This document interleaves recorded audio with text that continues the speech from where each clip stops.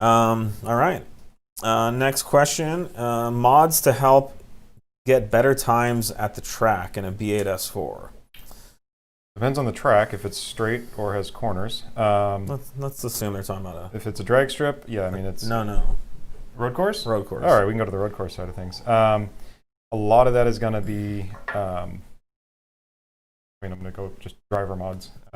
Driver mods. So much of that is dependent on just seat time behind the wheel, good instruction, good good experiences out there, and then you'll start to kind of feel out where the weak points are. The biggest one on the V8S4 is going to be brakes. Yeah, that's the number one thing. The massive, but probably not Achilles heel on track. First time out, I wouldn't worry about it too much. Just if you're fresh on the track, just drive within the car's limits. You're going to get a lot from it, no matter what you're doing. Yeah, just take the car bone stock if you can. Yep, and then just so you know where you're starting from and what it feels like per change, ideally. Yeah, it's going to be very driver dependent on what you want and how the car feels and responds to your driving style. But I mean, my car, I like a very sharp, very responsive, very tactile feel. So I've got spherical control arms everywhere, which we're releasing soon. There's sway bars, our springs, motorsport mounts. So it's a very connected feel in the car. And obviously upgraded brakes and whatnot on it in our tuning. So. Yeah, I mean, you can start stock, do some basic stuff, but time and experience is going to get you a long way. Yeah, I mean, I without sounding, like a shill or overly biased, just put our catalog on your car. That's literally why we design these products for high performance street driving as well as on track. I would say that get a set of our upcoming wheels. Yep. Get some arc. I mean, if the driver mod is the first thing. So if you've never been on track, take your car as it is and go do some track days. Go get 5-10 days under your belt. So that's really important. Yep. The cars are much more capable than the people, and so there's a lot of guys, men specifically, who think they're real badass drivers because they've been blasting around in one lane, on the local roads. The typical road, the lane of a road is slightly wider than a car. Even if you take the liberty of using both lanes, you're in a 2-lane width situation. Typical road course, you're dealing with like the width of the track is possibly 8 to 10 lanes of a road. So you're now driving through a sea of pavement that there's very little indication of where you're supposed to be.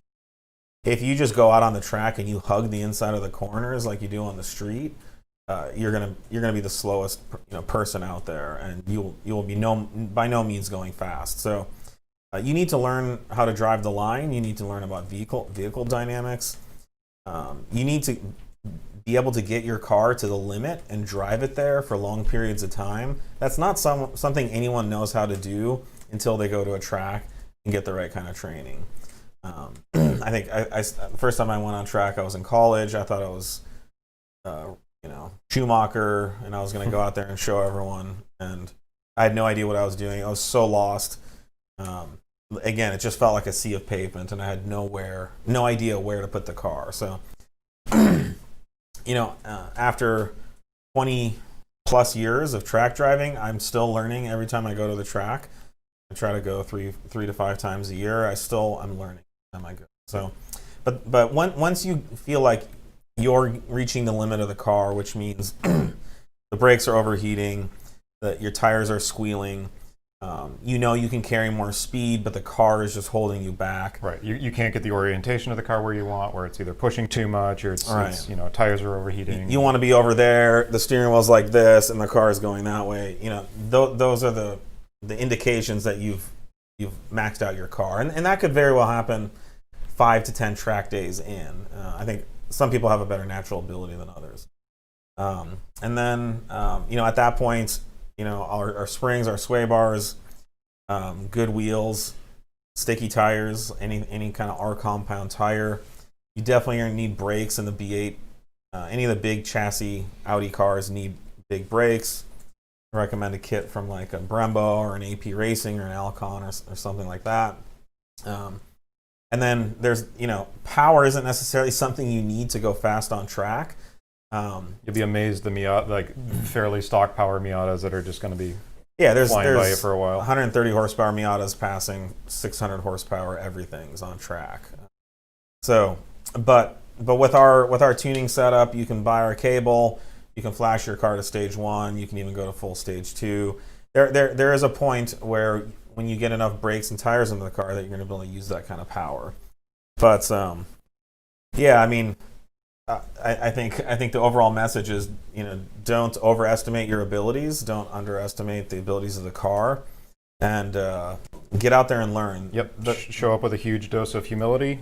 Yeah. Absorb everything you can. Be willing to learn. Ask anyone and everyone to go ride with you, anyone that you respect. And I think the biggest way I learned is by riding with other people. Yeah. And just seeing what's possible. Get in the seat with someone who can really wheel a car around, and you're gonna you're gonna have a new envelope for what you think cars can do. Yeah. Even when I go to a new track, I want to ride with someone who I know is faster than me, and I'm like, oh wow, I didn't know you could go. I didn't know you could carry that much speed through this corner. And oh, okay, you let the car kind of step out a little bit, and then you can kind of get back on the throttle, and you can carry that speed right through this corner instead of braking so much.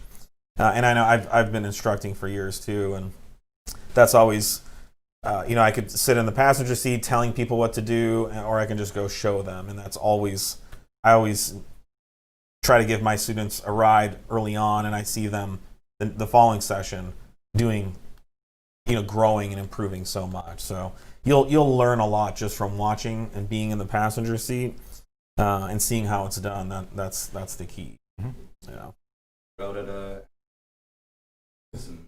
Yeah, that's right. Instructors. Yeah, so we go to all NorCal Audi Club track days. That's our local club. There's about 4 or so a year. We go to other track days too occasionally. For us, we go out and we take the opportunity to test our products. It's also a great way to meet our customers and hang out and have fun and advertise and all that stuff. So yeah, check out if you're in Northern California or Southern California, check out the Golden Gate Audi Club. Become a member if you're not. It's an incredible community. The track days are really well run. They're really fun. I've been participating in that club since 1997, something like before Nick was born. Basically, yeah. So yeah, it's a great club, but there are clubs like this all over the country. If you really enjoy cars and coffee is kind of cool, but it's like a bunch of tire kicking or whatever. If you want to enjoy cars and enjoy people and have fun, go to the track and truly learn how to drive your car. Because I guarantee if you've never been on track, you have no idea what you're doing. It's just, you just don't have the opportunity to learn that. So, all right.